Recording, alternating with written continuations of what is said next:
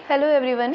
इम्तियाज़ अहमद की बुक से हम लोग बिहार एक परिचय यानी बिहार स्पेशल को कवर कर रहे हैं, जिसमें कि हम लोगों ने बिहार की खनिज संपदा को अच्छे से जान लिया। वहाँ पे किस चीज़ का भंडारण है, किस चीज़ का उत्पादन होता है। बिहार के खेल जगत के बारे में बहुत ही अच्छे से हमने जाना है। पर्यटन स्थल को जान लिया है। आर्ट एंड कल्चर को हम लोगों ने समझ रखा है। आज हम ऐतिहासिक संपदा बिहार की, बिहार का इतिहास, इन सारी चीज़ों के बारे में जानेंगे। और ये इम्तियाज़ अहमद की बुक से आपको सबसे ज़्यादा इम्पॉर्टेंट क्या हो जाता है कि प्री के साथ आपके मेंस भी यहाँ से तैयार हो जाते हैं। और सारे बिहार के सारे एग्जामिनेशन के लिए ये एक बुक बहुत ही ज़्यादा इम्पॉर्टेंट है, स्टैटिक पोर्शन एंड कॉन्सेप्ट के लिए। बाकी आपको करंट अफेयर से अपडेट होना होगा। चलिए शुरू करते हैं। बिहार ऐतिहासिक संपदा। अतीत की घटनाओं का प्रमाणिक विवरण ही इतिहास कहलाता है। बिल्कुल स्टार्टिंग से हम लोग करेंगे, बहुत ही सिंपल लैंग्वेज में सारी चीज़ें हैं, बस ध्यान से इसको सुनना है। ये प्रमाणिक विवरण मानक स्रोतों पर आधारित होता है, जो कि साहित्यिक और पुरातात्विक श्रेणियों में विभाजित है। पहले का संबंध विविध लिखित रचनाओं से होता है और दूसरे का उत्खनन से प्राप्त विभिन्न सामग्रियों से। इनके अतिरिक्त भी स्रोतों के कुछ अन्य रूप होते हैं। इनमें किंवदंतियाँ, धार्मिक ग्रंथ, लोक कथाएँ आदि शामिल हैं। लेकिन इनकी उपयोगिता सीमित है, क्योंकि इनकी पुष्टि और कालक्रम का निर्धारण कठिन है। इन उपलब्ध स्रोतों के आधार पर बिहार के इतिहास की मुख्य घटनाओं और प्रवृत्तियों की चर्चा इन पृष्ठों में प्रस्तुत है। भारत के प्रमुख राज्यों में बिहार कई कारणों से अग्रगण्य है। स्मरणीय है कि भारतीय इतिहास की निरंतरता लगभग 5 सहस्राब्दियों पर फैली है और इसका पूर्व ऐतिहासिक चरण लगभग 1 लाख ईसा पूर्व तक होता है। इस लंबी अवधि में बिहार की ऐतिहासिक भूमिका निर्णायक रही है और इससे संबंधित ऐतिहासिक और पूर्व ऐतिहासिक स्थल बिहार में बिखरे पड़े हैं। बिहार की राजनीतिक सीमाएं पिछले दशकों में कई बार बदली है। 20वीं शताब्दी के आरंभ में बिहार एवं उड़ीसा बंगाल प्रांत के अंग थे। 1912 में बिहार एवं उड़ीसा को बंगाल से अलग कर एक नए प्रांत का गठन हुआ। 1936 में उड़ीसा को बिहार से पृथक कर बिहार को अलग प्रांत बनाया गया। 1912 को बिहार प्रांत के गठन का वर्ष मनाया जाता है, मगर स्मरणीय है कि उस वर्ष बिहार एवं उड़ीसा संयुक्त रूप से एक प्रांत बने थे और 1936 में ही पृथक बिहार का गठन संभव हुआ। 1947-48 में बिहार एवं उड़ीसा की सीमाओं का पुनर्निर्धारण हुआ, जब देशी रियासतों का विलय भारतीय संघ में किया गया। 1956 में राज्यों के भाषाई आधार पर पुनर्गठन के क्रम में पुरुलिया एवं पूर्णिया जिलों के कुछ भाग पश्चिम बंगाल में शामिल किए गए। 15 नवंबर 2000 को बिहार का पुनः विभाजन हुआ और छोटा नागपुर के पठारी भूखंड और इससे संबद्ध जनजातीय बाहुल्य आबादी वाले क्षेत्र को झारखंड नामक नए राज्य का रूप दिया गया। तो राजनीतिक परिवर्तनों से जो भी परिवर्तन हुए, इससे परे बिहार की वर्तमान सीमाओं में घिरा क्षेत्र ऐतिहासिक संपदा के कारण विशिष्ट महत्व रखता है। पूर्व ऐतिहासिक काल से ही विकसित होने वाली संस्कृतियों का ये क्षेत्र महत्वपूर्ण केंद्र रहा है और विभिन्न युगों में देश के इतिहास एवं संस्कृति के विकास में इसका उल्लेखनीय योगदान रहा है। ये क्रम पूर्व ऐतिहासिक काल से ही आरंभ हो जाता है। 1000 ईसा पूर्व में विकसित होने वाले आरंभिक पूर्व प्रस्तर युगीन औजारों के अवशेष मुंगेर और नालंदा जिलों से प्राप्त हुए हैं। इनमें खुरदुरे पत्थर के बने कुल्हाड़ियों के फल, चाकू और खुरपियां शामिल हैं। मध्यवर्ती और परवर्ती पूर्व प्रस्तर युगीन यानी 40,000 से 10,000 ईसा पूर्व के अवशेष भी यहाँ से प्राप्त हुए हैं। नवप्रस्तर युग के अवशेष सारण और वैशाली जिलों में मिले हैं। इनमें छोटे आकार के पत्थर और कहीं कहीं पे हड्डी के भी बने औजार शामिल हैं। इसका काल सामान्यतः 2500 से 1500 ईसा पूर्व निर्धारित किया गया है। ताम्र प्रस्तर युग के अवशेष सारण, वैशाली, गया और पटना जिलों से प्राप्त हुए हैं। जिस निरंतरता के साथ और जितनी लंबी अवधि के क्रम में ये औजार प्राप्त हुए हैं, इससे अनुमान होता है कि पूर्व ऐतिहासिक युग में भी बिहार मानव सभ्यता के विकास को महत्वपूर्ण केंद्र के रूप में रहा है। बिहार जो है मानव सभ्यता के विकास के महत्वपूर्ण केंद्र के रूप में रहा है। बिहार में ऐतिहासिक युग का आरंभ उत्तर वैदिक काल से जुड़ा है। आर्यों के पूर्व भारत में विस्तार और गांगेय घाटी के क्षेत्र में द्वितीय नगरीकरण की प्रक्रिया में बिहार का विशेष महत्व रहा है। 6ठी शताब्दी ईसा पूर्व में बौद्ध धर्म और जैन धर्म के उद्गम स्रोत के रूप में बिहार ने संसार को शांति एवं अहिंसा का संदेश दिया। इसी क्षेत्र से विशाल साम्राज्यों की उत्पत्ति की प्रक्रिया भारतीय उपमहाद्वीप से आरंभ हुई। नंद शासकों द्वारा प्रस्तुत नींव पर मौर्यों ने एक कुशल केंद्रीकृत शासन प्रणाली का यहाँ पे निर्माण किया। सम्राट अशोक ने पहली बार कल्याणकारी राज्य का आदर्श प्रस्तुत किया। गुप्त काल में ये क्षेत्र विद्या, साहित्य और विज्ञान की अद्भुत प्रगति का साक्षी रहा है। पाल शासकों ने इसे बौद्ध विद्या का प्रसिद्ध केंद्र बनाया, जिसे अंतर्राष्ट्रीय ख्याति प्राप्त रही। चित्रकला एवं मूर्तिकला की अनूठी प्रगति भी इस युग की विशेषता है। मध्यकालीन बिहार मुगल सत्ता के विरुद्ध अफगानों की चुनौती का केंद्र रहा। महान अफगान शासक शेर शाह की कार्यभूमि बिहार में ही थी। यही क्षेत्र उसके प्रशासनिक सुधारों की प्रयोगशाला रहा है। 7वीं शताब्दी में मुगलों के अधीन विकसित अंतर्राष्ट्रीय व्यापार का एक समृद्ध केंद्र बिहार था। यूरोपीय व्यापारी कंपनियां इस क्षेत्र में सक्रिय रही। बिहार में ही सिखों के 10वें और अंतिम गुरु गुरु गोविंद सिंह जी का जन्म हुआ। बिहार की इसी भूमि पर महान सूफी संतों ने प्रेम, बंधुत्व, सद्भाव और धार्मिक सहिष्णुता के उपदेश दिए। आधुनिक काल में बंगाल एवं बिहार भारत में ब्रिटिश सत्ता के उदय का आरंभिक केंद्र रहे हैं।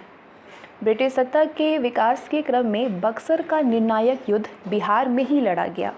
ब्रिटिश सत्ता को पहली सशक्त चुनौती देने वाला जन आंदोलन बहावी आंदोलन बिहार में ही संगठित हुआ। 1857 में बाबू कुंवर सिंह और पीर अली जैसे देशभक्तों ने ब्रिटिश सत्ता को यहाँ पे ललकारा। गांधी जी ने चंपारण में पहली बार सत्याग्रह का सफल प्रयोग भारत में जन आंदोलन के हथियार के रूप में 1917 में किया। स्वतंत्र भारत का प्रथम राष्ट्रपति बिहार की भूमि ने प्रदान किया और लोकनायक जयप्रकाश नारायण की संपूर्ण क्रांति की कल्पना इसी क्षेत्र में व्यापक जन आंदोलन का प्रेरणा स्रोत रही। वर्तमान समय में बिहार सामाजिक न्याय, सांप्रदायिक सद्भाव और समावेशी विकास का अनुकरणीय उदाहरण प्रस्तुत कर रहा है। बिहार ने इसी ऐतिहासिक पृष्ठभूमि का संक्षिप्त अवलोकन इस अध्याय में प्रस्तुत है। ये स्रोत है बिहार के इतिहास के अध्ययन संबंधी। इनमें पुरातात्विक सामग्री भी है और साहित्यिक भी। पूर्व ऐतिहासिक युग के लिए मुंगेर, चिरान जो कि सारण में है, वैशाली का चेचर, सारण का सोनपुर, पटना का मनेर से ताम्र प्रस्तर युगीन वस्तुएं और मृदभांड उपलब्ध है। प्राचीन काल के लिए मौर्यकालीन अभिलेख लौरिया नंदरगढ़, लौरिया अरेराज, रामपुरवा आदि स्थानों से प्राप्त हुए हैं। काफ़ी मात्रा में सिक्के भी इस क्षेत्र में मिले हैं, जिनमें कि आरंभिक आहत सिक्कों से गुप्तकालीन सिक्के तक शामिल हैं। राजगीर, नालंदा, पाटलिपुत्र और बराबर पहाड़ियों में स्थित प्रमुख स्मारक भी पुरातात्विक स्रोतों के महत्वपूर्ण उदाहरण हैं।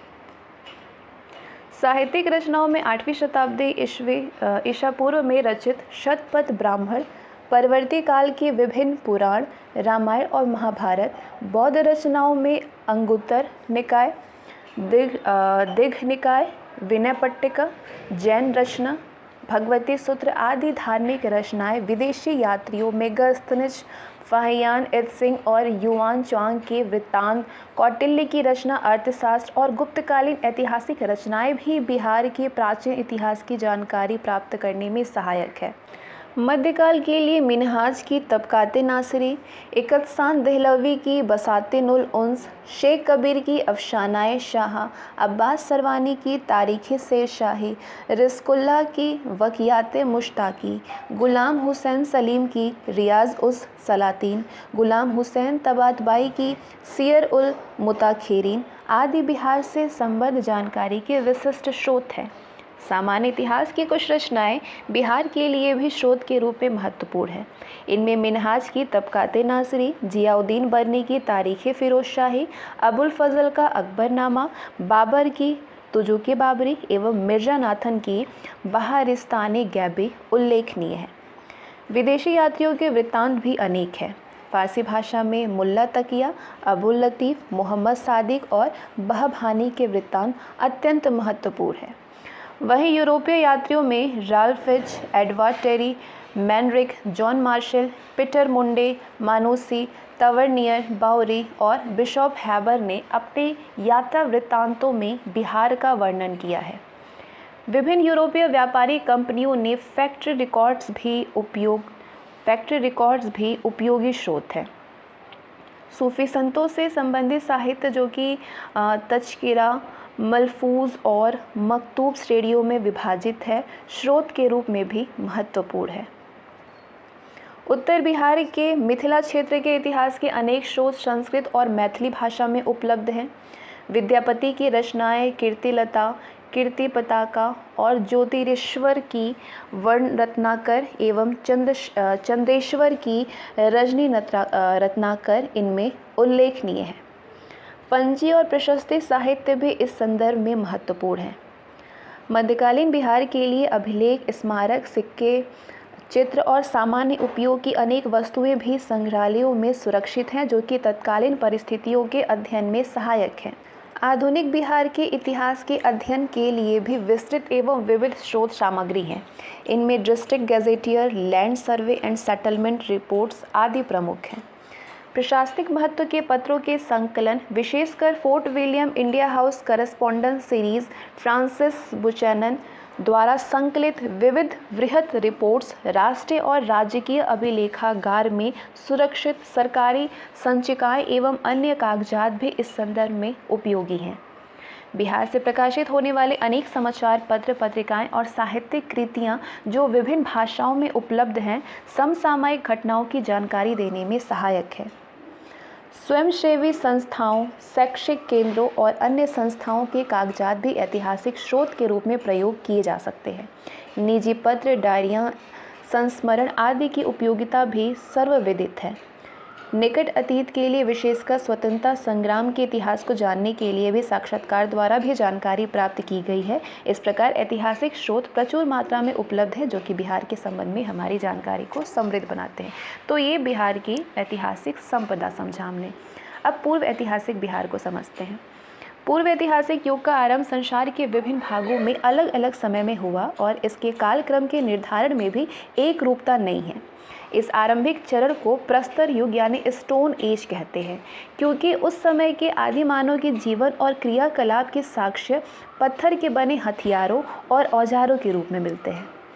प्रस्तर युग को 3 चरणों में पुनः विभाजित किया जाता है: प्राचीन प्रस्तर युग, मध्य प्रस्तर युग और नव प्रस्तर युग। ठीक है। दक्षिण एशिया में प्राचीन प्रस्तर युग का आज से लगभग 30,000 वर्ष से 10,000 वर्ष पूर्व तक, मध्य प्रस्तर युग का 10,000 वर्ष से मेसोलिथिक में 8,000 वर्ष तक और नव प्रस्तर युग में 8,000 से 9,000 वर्ष तक रहा है। श्रीलंका में प्राचीन प्रस्तर युग के साक्ष्य मिले हैं, जबकि पश्चिमी पंजाब में, जो कि आज का पाकिस्तान में है, ये से नवर प्रस्तर युग के साक्ष्य मिले हैं। प्राचीन प्रस्तर युग में पत्थर के टुकड़ों का उपयोग हथियारों के रूप में किया जाता है। ये बड़े और खुरदुरे पत्थर के बने होते थे। इनका उपयोग जानवरों का शिकार करने के लिए होता था। उस समय का आदि मानव का भोजन कंदमूल और पशुओं का मांस था। उससे जंगलों और पहाड़ों के दामन यानी तलहटी में रहने की मजबूरी थी। इस काल से जुड़े हथियारों में पत्थर के चाकू, कुल्हाड़ियों के फल और खुरपी आदि शामिल हैं। इनके अवशेष मुंगेर और नालंदा जिला में और अविभाजित बिहार, जो कि अब का झारखंड है, वहाँ पे अनेक स्थानों से प्राप्त हुआ है। मध्य प्रस्तर युग में हथियारों के साथ में औजारों के नमूने भी मिलते हैं, क्योंकि उन समय तक आदि मानव ने पत्थरों के उपयोग में अधिक प्रवीणता प्राप्त कर ली थी। इस काल के हथियार और औजार छोटे पत्थरों के बने हैं। उनका आकार बेहतर है और इनमें घाट और नोक भी है। इनके नमूने भी परिवर्तीय प्राचीन प्रस्तर युग के नमूनों के साथ में उपयुक्त स्थानों से मिले हैं, जिससे इन पत्थरों पर मानव जीवन के विकास के निरंतर क्रम के प्रमाण मिलते हैं। नवप्रस्तर युग के अवशेष मैदानी क्षेत्रों में स्थित जगहों से प्राप्त हुए हैं। इनमें चिरांद, सारण, चेचर अथवा श्वेतपुर, वैशाली, सेनुआ, रोहतास, मनेर, पटना प्रमुख केंद्र हैं।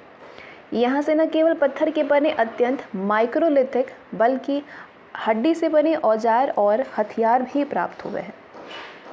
स्मरणीय है कि ये सभी स्थान नदियों के किनारे स्थित है। यहाँ से प्राप्त सामग्री आदि मानव के जीवन के संबंध में विस्तृत जानकारी तो प्रदान नहीं करती है, मगर इतना संकेत अवश्य मिलता है कि जीवन शैली में अब कुछ निर्णायक परिवर्तन आए। जंगलों और पहाड़ियों के बीच रहने के बजाय अब मैदानी क्षेत्रों में निवास का क्रम प्रारंभ हुआ। कृषि का आरंभिक विकास भी हुआ और भोजन संजीहक यानी फूड गैदर की जगह पे आदि मानव अब सेटल्ड लाइफ यानी स्थिर जीवन के चरण में आ गया। प्रस्तर युग की जानकारी का एक अन्य महत्वपूर्ण स्रोत गुफा चित्र है। बिहार में कैमूर की पहाड़ियों, नवादा और जमुई से ऐसे चित्र प्राप्त हुए हैं। मध्य भारत से प्राप्त गुफा चित्रों और इनमें काफ़ी समानता है। इन चित्रों में प्राकृतिक वस्तुओं के साथ में मानव गतिविधियों जैसे शिकार, नृत्य आदि के भी दृश्य देखने को मिलते हैं। इनसे आदि मानव की जीवन शैली को समझा जा सकता है। नवप्रस्तर युग का अंत होते होते मनुष्यों ने तांबे का उपयोग आरंभ कर दिया था। इस काल को ताम्रप्रस्तर चारकोलिथिक युग कहा जाता है और इसकी अवधि 3000 से 1500 ईसा पूर्व मानी जाती है। इसके बाद लौह युग का आरंभ हुआ। भारत में लोहे का उपयोग संभवतः 1000 ईसा पूर्व से आरंभ हुआ है। वैसे तो कुछ पुरातत्व शास्त्री 1500 ईसा पूर्व से ही लोहे के उपयोग की चर्चा करते हैं। ताम्रप्रस्तर युग में भारतीय उपमहाद्वीप की पहली विकसित सभ्यता यानी सिंधु घाटी सभ्यता का इतिहास मिलता है। इसके दो प्रमुख नगर हड़प्पा और मोहनजोदड़ो सिंध में स्थित है। ये दोनों ही नगर अब पाकिस्तान में हैं। सिंधु सभ्यता का इतिहास कई चरणों में प्रस्तुत हुआ है, लेकिन इसका सबसे उन्नत चरण 2500 से 1500 ईसा पूर्व तक रहा है। इसका विस्तार गुजरात, राजस्थान, हरियाणा और पश्चिमी उत्तर प्रदेश तक रहा, मगर बिहार में इसके अवशेष नहीं मिले हैं। फिर भी ताम्रप्रस्तर कालीन अवशेष भी सोनपुर एवं ताराडीह गया, चिरांद सारण, वैशाली के चेचर, पटना के मनेर और रोहतास के सेनुआर जिले में हैं। सिंधु सभ्यता के नगरों से टेराकोटा यानी पकाई मिट्टी की अनेक वस्तुएं प्राप्त हुई है। इसके साथ ही पुरातात्विक साक्ष्यों की नई श्रृंखला आरंभ होती है, जिसका विकसित चरण कलर्ड पॉटरी अथवा मृदभांड के रूप में प्रस्तुत होता है। ऐसे मृदभांडों की 3 रूप हैं जिनका क्रमिक विकास हुआ। रेड एंड ब्लैक वेयर, लाल और काले रंगों वाले मृदभांड।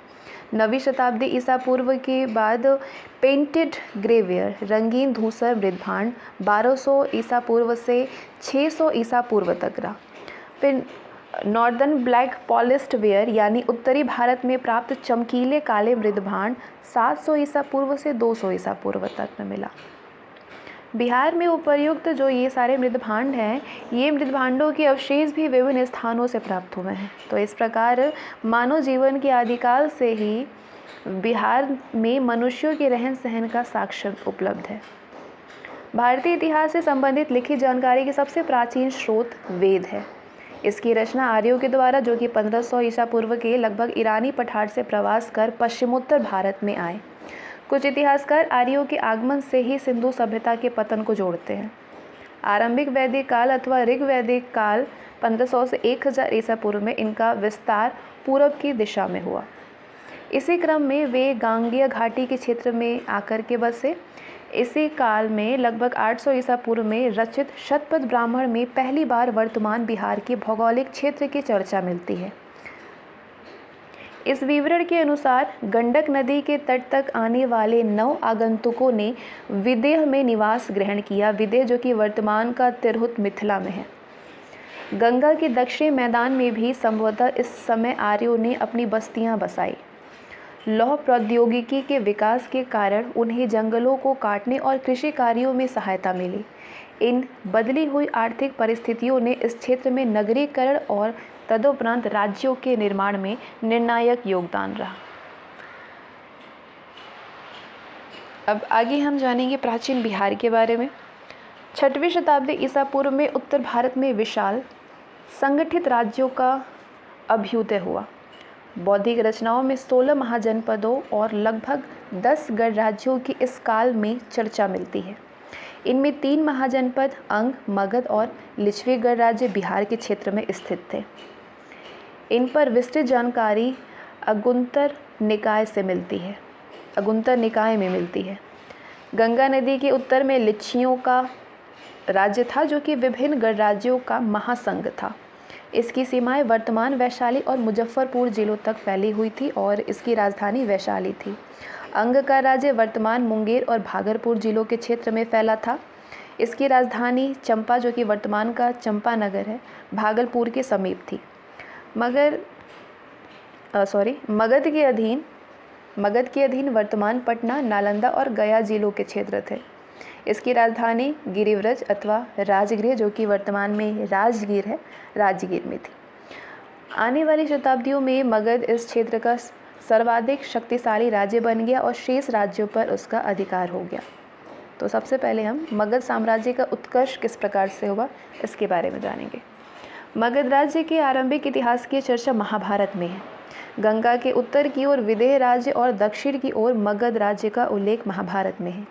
इसमें मगध के शासक जरासंध का उल्लेख है, जिसे भीम ने द्वंद्व युद्ध में पराजित किया था।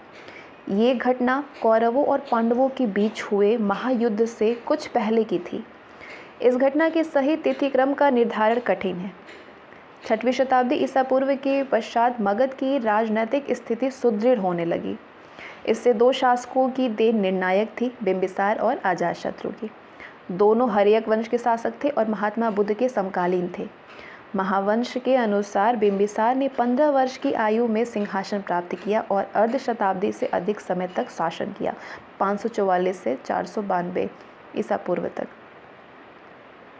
उसी के अधीन मगध का साम्राज्य विस्तार आरंभ हुआ। वो एक महत्वाकांक्षी शासक था और योग्य कूटनीतिज्ञ भी। अपनी राजनीतिक स्थिति सुदृढ़ करने के लिए उसने वैवाहिक संबंधों की नीति अपनाई। उसकी पहली पत्नी कोशला देवी कौशल की राजकुमारी थी। इस विवाह से दहेज के रूप में बिंबिसार को काशी का क्षेत्र प्राप्त हुआ। साथ ही कौशल का शासक उसका मित्र हो गया। इससे अन्य राज्यों के साथ में संघर्ष में बिंबिसार की स्थिति मजबूत हुई। उसकी दूसरी पत्नी चेलना वैशाली के लिच्छवी शासक परिवार की राजकुमारी थी। इस विवाह से बिंबिसार के संबंध वज्जियों के साथ में सुदृढ़ हुए। उसकी तीसरी पत्नी पंजाब की मद्र राजकुमारी थी। वैवाहिक संबंधों द्वारा पश्चिमी और उत्तरी सीमाओं को सुरक्षित कर लेने के बाद बिंबिसार ने अपने पूर्वीय पड़ोसी अंग के राज्य पर चढ़ाई कर वहां के शासक ब्रह्मदत्त का वध कर दिया। उसका युद्ध अवंती के शासक चंद्रप्रद्योत महासेन के साथ भी हुआ, जो कि अनिर्णायक रहा। और लास्ट में दोनों ने मैत्री कर ली और प्रद्योत के उपचार के लिए बिंबिसार ने अपने चिकित्सक जीवक को उज्जैन भेजा। एक विवरण के अनुसार बिंबिसार का कूटनीतिक संपर्क गंधार के शासक से भी रहा। तो इस तरह बिंबिसार ने युद्ध और कूटनीति से मगध के क्षेत्रों का विस्तार किया और अपनी प्रतिष्ठा में वृद्धि की। बिंबिसार के जीवन का अंत दुखद परिस्थितियों में हुआ। उसके महत्वाकांक्षी पुत्र अजातशत्रु ने सिंहासन पर अधिकार करने के लिए अपने पिता को बंदी बना लिया। बौद्ध स्रोतों में अजातशत्रु को अपने पिता का हत्यारा कहा गया है, लेकिन जैन स्रोत जो है वो इससे सहमत नहीं है। अजातशत्रु, जिसका शासनकाल 492 से 460 ईसा पूर्व था, इसने अपने पिता की साम्राज्यवादी नीति को आगे बढ़ाया। उसने 2 महत्वपूर्ण युद्ध लड़े। पहला युद्ध कौशल के शासक प्रसेनजीत के साथ में हुआ, जिसने कि काशी पर पुनः अधिकार कर लिया था। अजातशत्रु ने प्रसेनजीत को पराजित कर संधि पर बाध्य किया। काशी का क्षेत्र मगध को पुनः प्राप्त हुआ और कौशल की राजकुमारी वजीरा का विवाह अजातशत्रु के साथ हुआ। दूसरा युद्ध वज्जी गणराज्य के साथ हुआ। इसके लिए गंगा, गंडक और सोन नदियों के संगम पर एक सैनिक छावनी का निर्माण हुआ, ताकि वहां से वैशाली पर अभियान में सुविधा हो। ये क्षेत्र पाटलीग्राम कहलाया, जो कि बाद में पाटलिपुत्र के नाम से विख्यात हुआ और मगध के विस्तृत साम्राज्य की राजधानी बना। इस युद्ध में छल से भी काम लिया गया। भगवती सूत्र के अनुसार अजातशत्रु ने अपने मंत्री वस्कार की सहायता से वज्जी संघ के सदस्यों में फूट डाल करके उनकी शक्ति को कमज़ोर कर दिया। इसके बाद उसने वैशाली पर आक्रमण कर उसे जीत लिया। तो इस तरीके से गंगा नदी के दोनों और मगध का आधिपत्य बन गया। अभी भी अवंती का राज्य मगध का प्रबल शत्रु बना हुआ था। अजातशत्रु के शासन के अंत में अवंती के राजा द्वारा मगध पर आक्रमण की संभावना थी। अजातशत्रु ने राजगीर की सुरक्षा के लिए किलेबंदी करवाई। इन दीवारों के अवशेष अभी भी देखे जा सकते हैं। किसी कारणवश अवंती का आक्रमण टल गया। अजातशत्रु की मृत्यु तक मगध के विस्तार का पहला चरण पूरा हो चुका था और मगध की स्थिति समकालीन राज्यों में सर्वोपरि होने लगी थी। अजातशत्रु ने राजगीर में पहली बौद्ध संगीति का आयोजन किया, जिसमें कि बुद्ध के उपदेशों का संकलन किया गया। इनकी 2 श्रृंखलाएं हैं, श्रुत जो कि उक्ति थी और विनय जो कि जिसमें कि संघ के नियम है। श्रुत और विनय। अजातशत्रु का उत्तराधिकारी उदयभद्र या उदयन था। साम्राज्य के क्षेत्रों में उत्तर और पश्चिम की ओर विस्तार के पश्चात अब राजगीर राजधानी के रूप में उपयुक्त नहीं रही थी। प्रमुख नदियों के संगम पर स्थित होने के कारण पाटलिपुत्र संचार, यातायात और व्यापार के दृष्टिकोण से महत्वपूर्ण था। अतः उदयन ने पाटलिपुत्र को अपनी राजधानी बनाया। इसी के साथ में पाटलिपुत्र का उत्कर्ष आरंभ हुआ। उदयन के उत्तराधिकारी दुर्बल और अयोग्य थे। महावंश के अनुसार ये सभी पितृहंता भी थे। उनसे तंग आकर के प्रजा ने उनकी सत्ता का अंत कर दिया। इस वंश का अंतिम शासक नागदशक था। अगले शासक शिशुनाग द्वारा मगध की राजधानी वैशाली में स्थापित की गई। उसने मगध की सीमाओं का और अधिक विस्तार किया। उसकी सर्वश्रेष्ठ सफलता अवंती के राज्य पर विजय थी। इसी के साथ में इन दोनों राज्यों के मध्य लगभग 1 शताब्दी पुरानी प्रतिद्वंदिता समाप्त हुई। पुराणों के अनुसार प्रद्योत वंश की सेना नष्ट हुई और अवंती का क्षेत्र मगध साम्राज्य में शामिल हो गया। शिशुनाग ने वत्स और कौशल के राज्यों पर भी विजय प्राप्त की। उसके उत्तराधिकारी कालाशोक के अधीन वैशाली में द्वितीय बौद्ध संगीति का आयोजन हुआ, लेकिन कालाशोक का शासन अल्पकालीन रहा था। उसके बाद महापद्मनंद ने सत्ता पर अधिकार कर लिया 344 ईसा पूर्व में। महापद्मनंद को निम्न मूल का कहा जाता है, मगर वो एक महान विजेता और योग्य शासक था। मौर्यों के उत्कर्ष के पूर्व मगध साम्राज्य की सीमाओं का सर्वाधिक विस्तार उसी ने किया। उसने एकारट की उपाधि धारण की, कलिंग पर विजय प्राप्त की, कौशल में विद्रोह का दमन कर उस पर अपना नियंत्रण सुदृढ़ किया और संभवतः उसकी कर्नाटक तक साम्राज्य स्थापित किया, उत्तरी कर्नाटक तक। उसका अंतिम वंशज धनानंद था, जिसके शासनकाल में सिकंदर का भारत पर आक्रमण हुआ। नंद साम्राज्य उस समय शक्तिशाली अवस्था में था। कहा जाता है कि नंद वंश के सैन्य बल, विशेषकर हस्ती सेना के कारण ही सिकंदर के सैनिकों ने व्यास नदी का तट पार करने से इनकार कर दिया और सिकंदर का भारतीय अभियान अधूरा ही रहा। धनानंद एक अत्याचारी शासक था और प्रजा में अलोकप्रिय था। सिकंदर की वापसी के बाद व्याप्त राजनीतिक अस्थिरता का लाभ उठाकर के चंद्रगुप्त मौर्य ने धनानंद का वध कर पाटलिपुत्र पर अधिकार कर लिया और मगध साम्राज्य पर मौर्य वंश की सत्ता स्थापित हो गई। मगध राज्य के उत्कर्ष के कई कारण थे। इस क्षेत्र में लोहे की अनेक खानें थी जो कि अच्छे हथियारों के निर्माण में सहायक थी। यहाँ नए अस्त्र शस्त्र का विकास भी हो रहा था, जिनमें महाशिला कंटक और रथ मूसल अत्यंत उपयोगी थे। मगध का राज्य मध्य गांगेय घाटी के केंद्र में था। ये क्षेत्र अत्यधिक उर्वर और समृद्ध था। कृषि की संपन्न अवस्था के कारण शासक वर्ग के लिए आर्थिक संसाधनों की प्राप्ति भी आसान थी, जो कि साम्राज्य विस्तार के लिए अनिवार्य थे। इस क्षेत्र में व्यापार भी समृद्ध अवस्था में था। इस कारण अतिरिक्त आर्थिक संसाधन भी उपलब्ध थे। मगध के क्षेत्र में हाथी भी प्रचुर मात्रा में उपलब्ध थे, जिनकी सहायता से विरोध शासकों के दुर्गों और नगरों पर अधिकार आसान था। मगध की दोनों राजधानियां राजगीर और पाटलिपुत्र अत्यंत सुरक्षित और सुदृढ़ थी। राजगीर 5 पहाड़ियों से घिरा नगर था, जिसके प्रवेश मार्ग मजबूत किलेबंदी द्वारा सुरक्षित थे। पाटलिपुत्र 4 नदियों से घिरा सुरक्षित जल दुर्ग था, जिस पर विजय आसान नहीं थी। इन सबके अतिरिक्त मगध में ऐसे योग्य और महत्वाकांक्षी शासक सत्ता में रहे जिन्होंने अपने अदम्य उत्साह और शौर्य से साम्राज्य विस्तार को संभव बनाया। अब आते हैं मौर्य साम्राज्य पे। मौर्य साम्राज्य का शासनकाल की बात करें तो 320 से 185 तक था, ईसा पूर्व तक। मौर्य साम्राज्य के संस्थापक चंद्रगुप्त मौर्य को भारत का मुक्तिदाता भी कहा जाता है, क्योंकि उसने यूनानियों के प्रभुत्व से भारत को मुक्ति दिलाई थी। चंद्रगुप्त ने मगध पर अधिकार के बाद अपने साम्राज्य का विस्तार किया। उसने पश्चिम भारत में और दक्कन में कर्नाटक के उत्तरी भाग तक अपनी सत्ता स्थापित की। उसके द्वारा विजित क्षेत्रों में सौराष्ट्र, मालवा और दक्कन शामिल थे।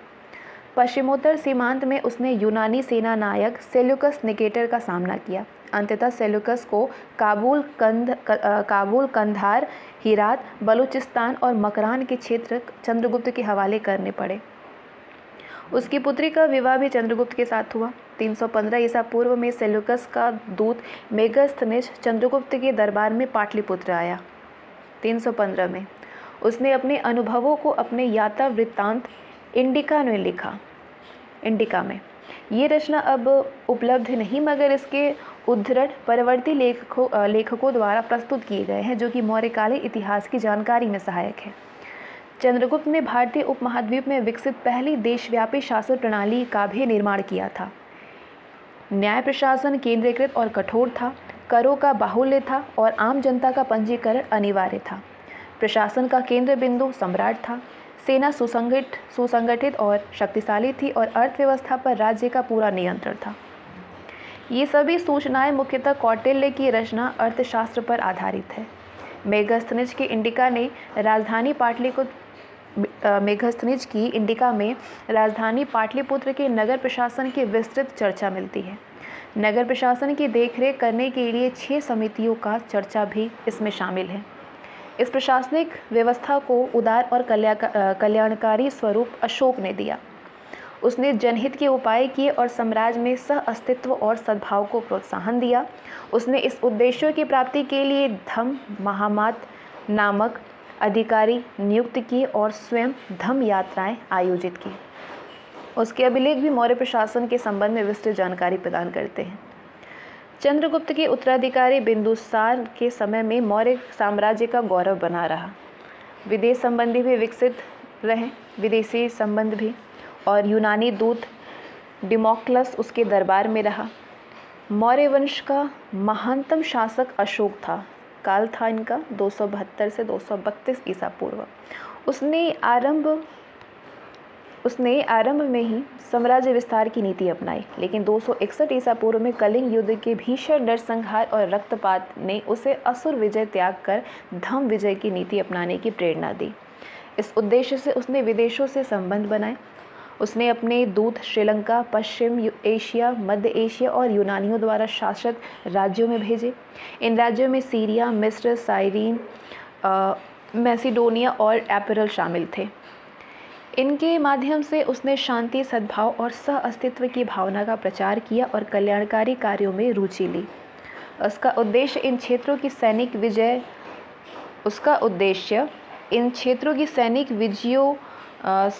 विजय न कर इन पर अपना कूटनीतिक प्रभाव बनाए रखना था, जो कि नैतिकता, शांति और मानव सेवा के प्रति उसकी उत्सुकता के प्रदर्शन द्वारा संभव था। अशोक ने बौद्ध धर्म का आलिंगन किया। उसने बौद्ध धर्म को संरक्षण और आश्रय दिया। उसके द्वारा पाटलिपुत्र में तृतीय बौद्ध संगीति का आयोजन हुआ। इसके माध्यम से जम्बूद्वीप भारतीय उपमहाद्वीप से बाहर बौद्ध धर्म के प्रचार प्रसार के उपाय किए गए। इसी समय बौद्ध धर्म के थेरावाद संप्रदाय का उदय हुआ। उसने बौद्ध धर्म से संबंधित तीर्थों की यात्रा की। उसने श्रीलंका, नेपाल, बर्मा, जो कि आज का म्यांमार है, और अन्य देशों में बौद्ध धर्म का प्रचार के लिए प्रतिनिधि मंडल भेजे। इस क्रम में भारतीय संस्कृति का प्रसार भी विदेशों में हुआ। अपने पुत्र महेंद्र और पुत्री संघमित्रा को उसने श्रीलंका भेजा।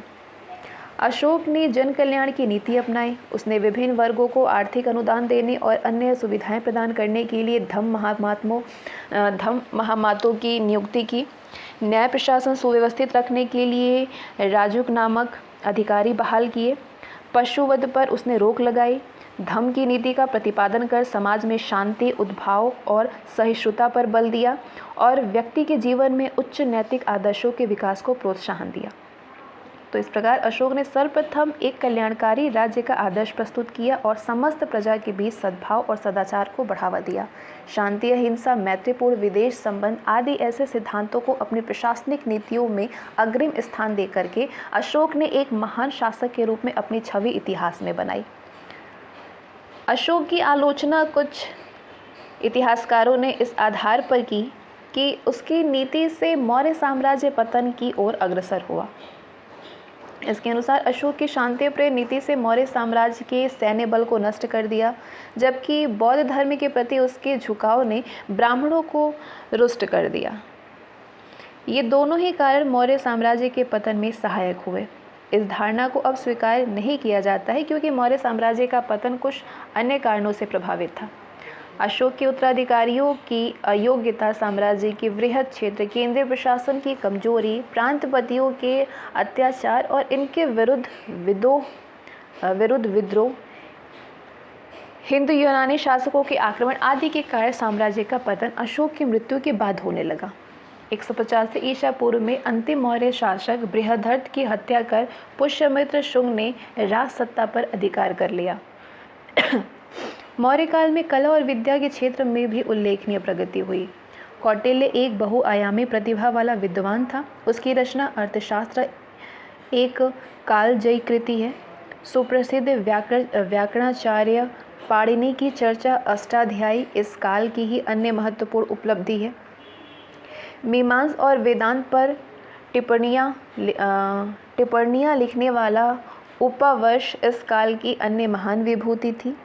इस काल में स्थापत्य कला भी उन्नत अवस्था में थी। मेघस्थनीज ने पाटलिपुत्र नगर की सुंदरता का वर्णन किया। पटना के दक्षिणी भाग में कुम्हरार में मौर्यकालीन राजप्रसाद के अवशेष मिले हैं, जिनमें कि एकाश में गोलाकार स्तंभ अपनी निर्माण विधि के लिए प्रसिद्ध है। ये शैली ईरानी कला से प्रभावित थी। इस शैली में ऊंचे और भव्य स्तंभ अशोक द्वारा अपने अभिलेखों के प्रचार के लिए बनाए गए। पत्थर को चमकाने की कला इस काल में अत्यंत उन्नत अवस्था में थी। इसका सर्वोत्कृष्ट उदाहरण पटना सिटी के दीदारगंज मोहल्ले से प्राप्त यक्षिणी की मूर्ति है। राजगीर की सोन भंडार गुफाएं और गया के समीप बराबर की पहाड़ियों की गुफाएं भी मौर्यकालीन स्थापत्य के उदाहरण प्रस्तुत करती हैं। इन गुफाओं में बौद्ध भिक्षु एवं आजीवक पंथ के आचार्य विश्राम करते थे। मौर्योत्तर बिहार। मौर्य समाज के पतनोपरांत मगध के इतिहास का एक गौरवपूर्ण युग समाप्त हुआ। पुष्यमित्र शुंग के अधीन केवल मध्य गांगेय घाटी और चंबल नदी से संबद्ध क्षेत्र रह गए थे। बैक्ट्रिया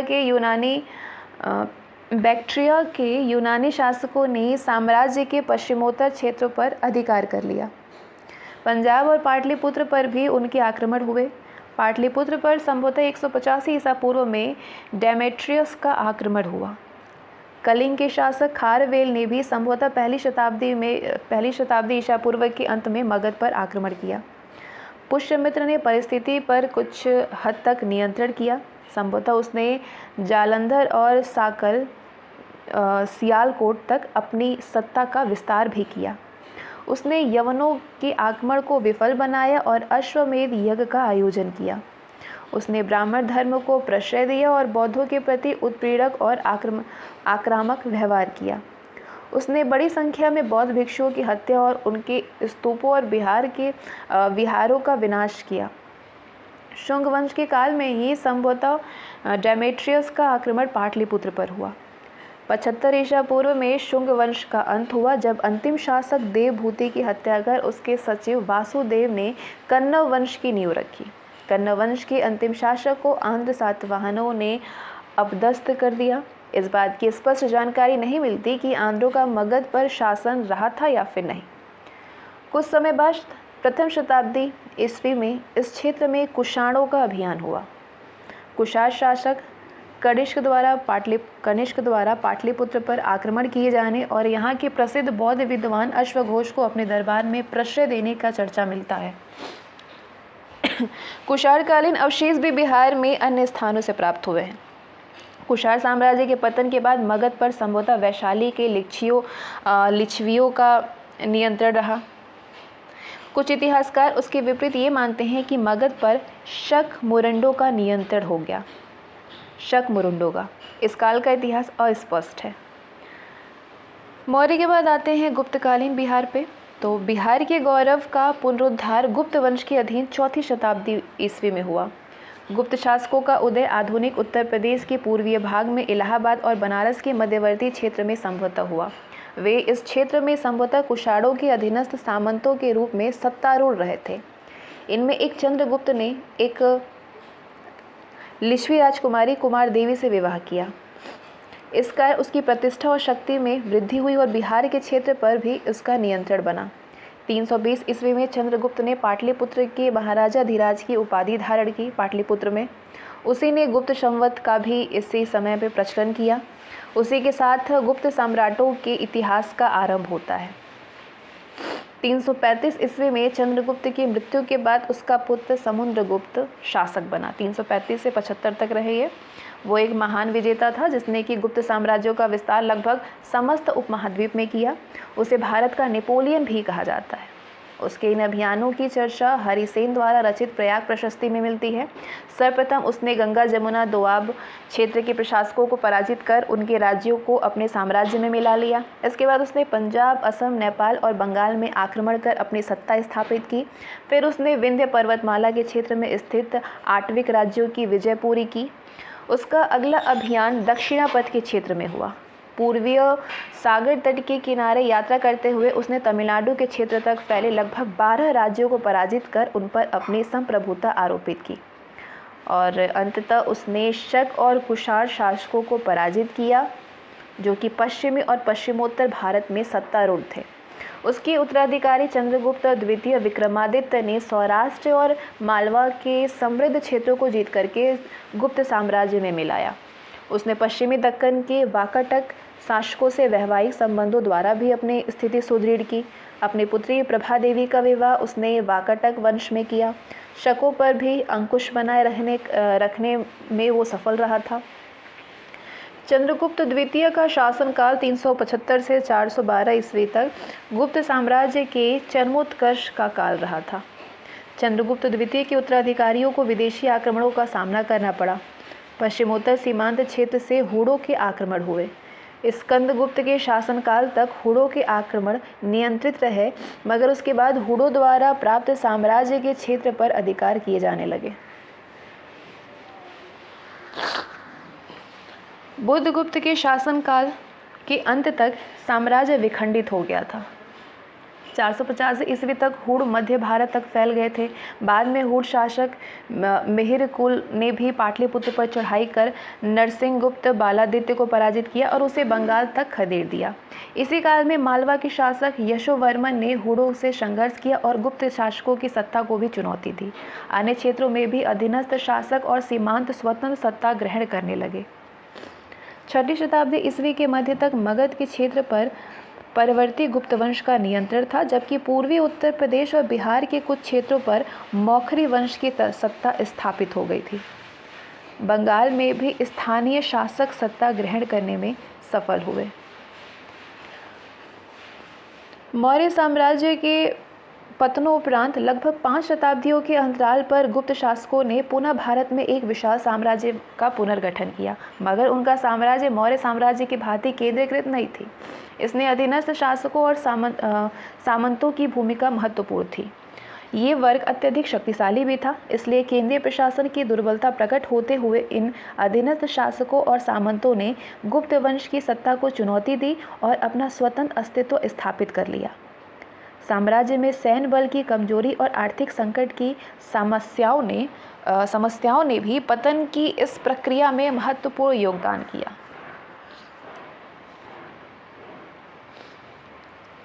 गुप्तकाल विद्या, कला और संस्कृति जीवन में उत्कृष्ट उपलब्धियों का युग माना जाता है।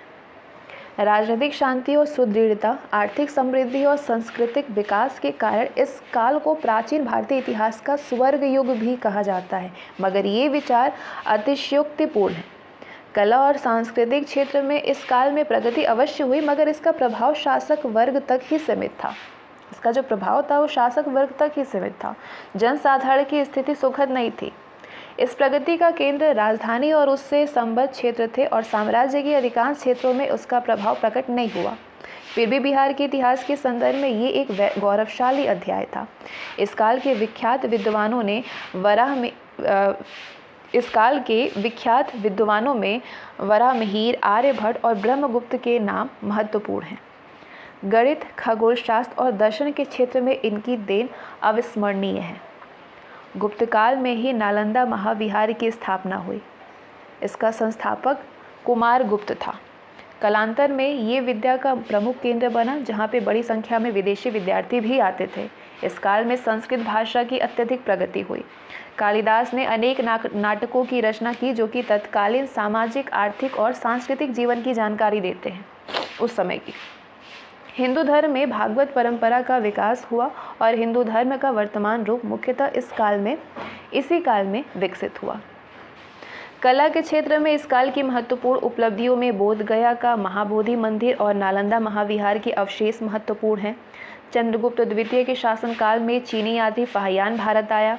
उसने 405 से 411 ईस्वी के बीच भारत का भ्रमण किया।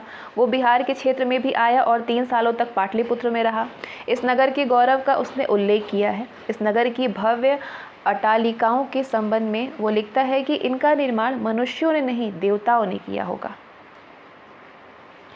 मगध के परवर्ती गुप्त शासक कौन कौन से थे, उनके बारे में हम जानते हैं।